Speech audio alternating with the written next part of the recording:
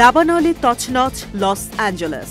কেউ বলছে প্রাকৃতিক দুর্যোগ, আবার কারো দাবি প্রকৃতির বিচার। গাজায় 15 মাস দীর্ঘ যুদ্ধে ফিলিস্তিনিদের নির্যাতন দ্বিগুণ করে ফিরিয়ে দিচ্ছে সৃষ্টিকর্তা, এমন মত মিলেছে। তবে মার্কিন নাগরিকদের দুর্দশা শুধু দক্ষিণের ক্যালিফোর্নিয়া রাজ্যেই সীমাবদ্ধ নয়। প্রকৃতির অভিশাপ ছড়িয়ে পড়েছে হাওয়াই দ্বীপেও। 23 ডিসেম্বর থেকে দ্বীপটিতে শুরু হয়েছে আগ্নেয়গিরির উদগীরণ। 4 সপ্তাহ ধরে চললেও ভলকানোটির ক্রোধ যেন থামছেই না। নিউজ উইকের প্রতিবেদন বলছে, আগ্নেয়গিরি থেকে 200 ফুট ওপরে উঠেছে জ্বলন্ত লাভা।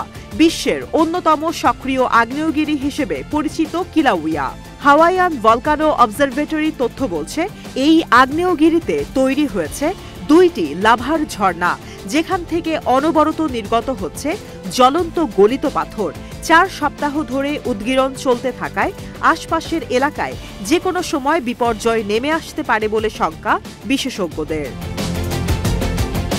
পৃথিবীতে বেশ কিছু পাহাড় রয়েছে যেগুলো থেকে ভূ অভ্যন্তরের উত্তপ্ত গলিত পাথর, ছাই এবং গ্যাস বের হয়ে আসতে পারে।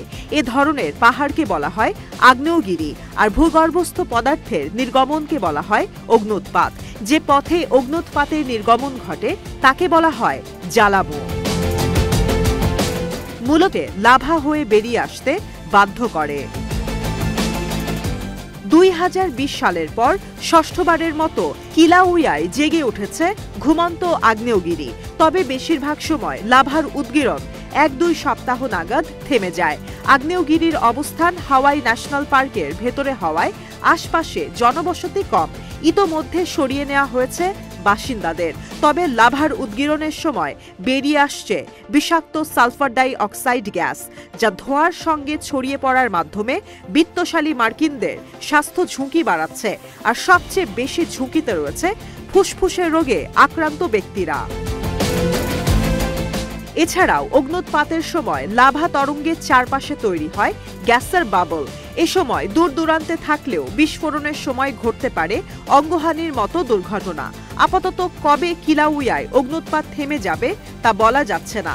তবে শীঘ্রই না থামলে 14 লাখ বাসিন্দার অঙ্গরাজ্যটি মানচিত্র থেকে মুছে যাবার শঙ্কা থেকেই যাচ্ছে।